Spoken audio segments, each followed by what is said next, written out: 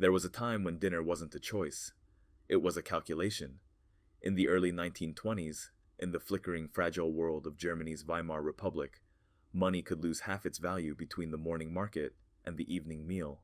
Families carried baskets of paper bills just to buy a loaf of bread, and sometimes even that wasn't enough. So they did what people always do when systems fail them. They adapted. One pot, one fire, whatever was left. And from that quiet desperation came something remarkable. Meals that weren't just food, but acts of survival, creativity, and love pressed into a single steaming vessel. Here's where things get personal. Many of the dishes we now call comfort food, the warm, soul-filling meals we associate with home, were once desperation food. Born not from abundance, but from the absolute edge of having nothing. Today, we're counting down 25 forgotten one-pot meals that carried real families through hunger, hyperinflation, and heartbreak. Stay with us until the end, because the pattern hiding behind all of these meals will completely change how you think about food, resilience, and what it means to truly make something from nothing. We begin at the bottom, the very bottom. Number 25 is Wassersuppe, water soup. Translation: exactly what it sounds like. Water, salt, and whatever scraps happen to be nearby. An onion peel, a forgotten bone. It wasn't really a meal, it was a promise. A mother standing over a pot, stirring something into nothing, just to quiet the sound of hunger in the next room. We lost something when we forgot this one. We lost the memory of how thin the line between eating and not eating really was. Number 24. Broodsuppe, bread soup. Yesterday's bread, boiled in broth or milk until it softened into something warm and filling. The real genius was in the refusal to waste a single crumb. Your grandmother knew this without being taught. Nothing leaves the kitchen until it has given everything it has. Number 23. Graupensuppe, barley soup. Pearl barley simmered low and slow with whatever vegetables could be found. It had a chewiness that made it feel substantial, honest, like real food, even when the pot held no meat whatsoever. And get this, barley stored for months without spoiling, which made it one of the most reliable survival foods a family could keep. Number 22. Linseneintopf, lentil stew. Lentils, vinegar, onions, and sometimes a ghost of sausage if the family was lucky. High in protein, filling, and deeply satisfying. This was one of the few meals that felt complete. No wonder plant-based kitchens have brought it roaring back to life. Number 21. Erbsensuppe, split pea soup. Thick, dense, almost porridge-like in consistency. Workers ate it outdoors from dented tin bowls in the gray winter cold. But here's where it gets truly poignant. That same simple bowl of pea soup meant a man could make it through another shift, another day, another week. Number 20. Kohlsuppe, cabbage soup. The smell of cabbage cooking meant something was coming. That was enough. Cabbage was abundant, cheap, and dependable in a world where none of those things could be taken for granted. It has since been rebranded a dozen times. Detox soup, cleanse broth, but the original version needed no marketing. It just needed to exist. Number 19. Kartoffelsuppe, potato soup. The cornerstone. The anchor. A thick, steaming bowl of potatoes and onions, maybe a spoonful of bacon fat if fortune smiled. For many children of the Weimar era, this was breakfast. It was lunch. It was dinner, simply reheated, again and again, until the pot was empty. It became symbolic of hardship, and so when prosperity returned, people quietly pushed it aside.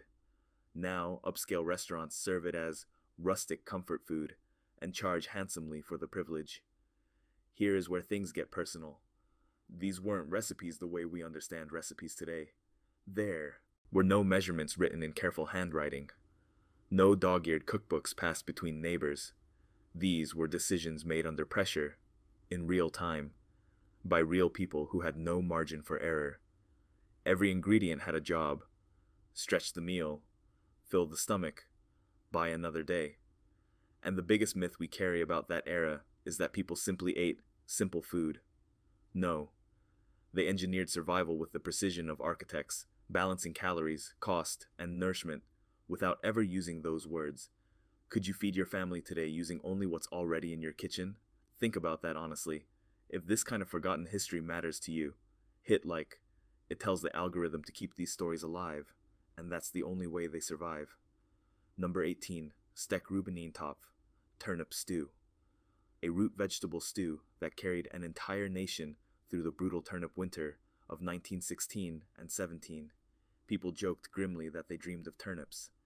By the time the Weimar years arrived, turnips still carried that bitter emotional weight, filling, yes, but a reminder of just how long the hardship had lasted. Number 17. Bohneneintopf, bean stew. Slow-cooked white beans with herbs and scraps. Beans bubbling in a pot meant tomorrow was covered. That's what food security sounded like. A low, steady simmer. Number 16. Milchsuppe, milk soup.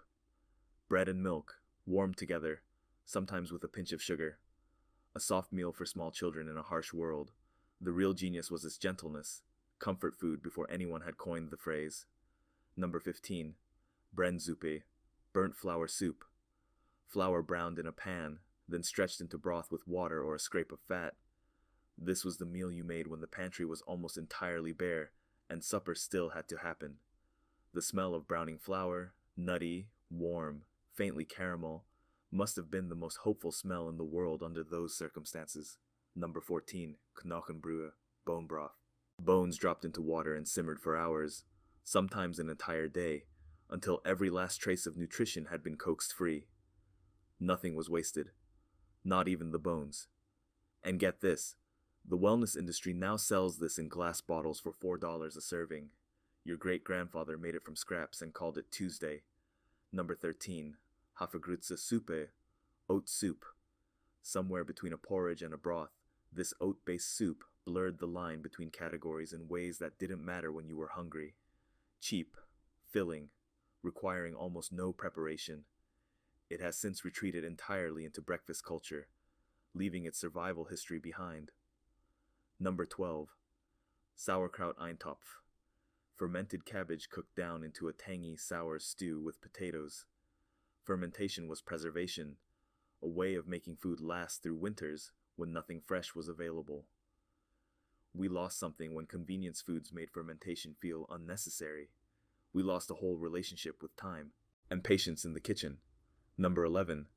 Kartoffelbrei Eintopf, mashed potato stew. Mashed potatoes thinned into soup to stretch a small amount into something that could feed more mouths. It was always slightly stretched too thin, like everything else in those years. Number 10. Fischsuppe, fish scrap soup.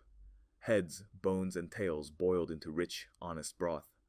Nothing edible was ever discarded. Translation: the parts we now throw away were once the entire point of the meal. Number 9. Grünkernsuppe, green spelt soup. Made from immature spelt harvested early to save a crop damaged by weather. Born from failure, from a harvest that almost didn't happen. The real genius was in seeing potential where another person might have seen only loss. But here is where it gets truly insightful. Most of these meals didn't disappear because they stopped working. They disappeared because people wanted to forget them. Food carries memory, deep, unspoken, embodied memory, and for an entire generation. These dishes were the taste of hunger, of uncertainty, of nights when enough simply wasn't possible. So when prosperity returned, they didn't pass these recipes down. They buried them quietly, the way you bury anything that reminds you of a time you barely survived. And now something strange is happening. The same ideas, minimal waste, plant-based protein, slow cooking, whole grains, are returning, just repackaged with elegant labels and steep price tags. So here's the question I want you to sit with. Are we rediscovering wisdom, or are we just rebranding survival? Drop your answer in the comments. I genuinely want to know what you think. Number 8. Speckersatz Eintopf, a stew flavored with minimal or substitute fat, engineered to taste richer than it was. A taste of luxury without the luxury. Number 7. Apfelsuppe, apple soup, a rare sweet moment in a life of plain, utilitarian meals. Number 6, the legendary Eintopf itself, the everything stew, which later became politically charged and eventually fell from grace entirely. Number 5, onion broth, wringing warmth and flavor from almost nothing. Number 4, male closest stew, flour dumplings added to broth to multiply fullness when ingredients couldn't. Number 3, scrap vegetable stew, the end of week pot where everything left in the kitchen went to give one final meal. Number 2, potato and fat drip stew, a scraping of drippings turned into something that felt, almost, like richness. And number 1, the purest survival meal of them all, Eintopf without meat, vegetables, water, fire, nothing else, no seasoning, no technique, just the quiet, undefeated act of feeding your family one more time. What these 25 meals reveal isn't just how people ate, it's how they endured. Every pot on this list tells the same story. When the systems failed, when money became worthless, when shelves went bare, when tomorrow was genuinely uncertain, people didn't give up. They adapted quietly, creatively, without recognition, without applause. They didn't have abundance. They had ingenuity. And maybe that's the lesson we've spent a century slowly forgetting. Here's where things get personal one final time. We live now in a world of extraordinary convenience. Food arrives in minutes. Waste is invisible. The connection between effort and nourishment has never been more distant.